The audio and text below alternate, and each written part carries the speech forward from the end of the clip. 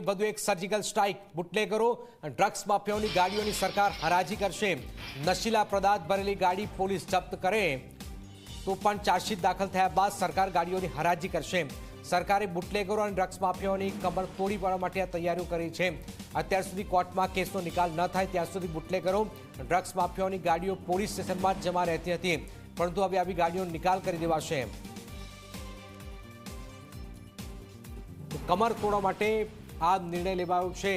Police આ વાહનોની હરાજી પણ કરશે। હિતલ જોડાય। હિતલ, આ એક મોટી વાત છે, કારણ કે અનેક આપણે પોલીસ સ્ટેશનમાં જોયું છે કે અનેક કાર બેકાર થઈ જાય છે, મોટી મોટી ગાડીઓ ટ્રક બેકાર થઈ જાય છે અને ભંગાર થઈ જાય છે, તો એનાથી આવક થશે અને આ લોકોની કમર તૂટશે।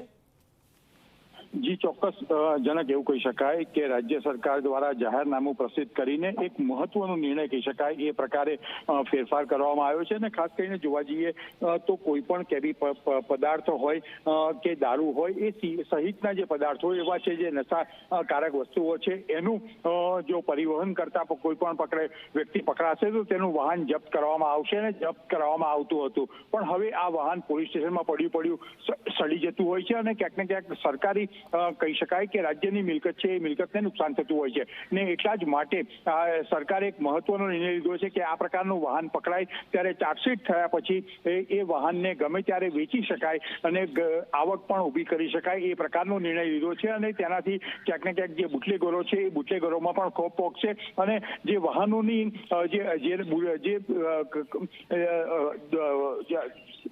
દૂષણ કહી શકાય એ દૂષણને નાથવાનું એક મહત્વનું પગલું રાજ્ય સરકારે આમાં ભર્યું છે। જી જનાબ, બિલકુલ આ એક મોટી ખબર હિતલ આપી રહ્યા છે ગાંધીનગરથી।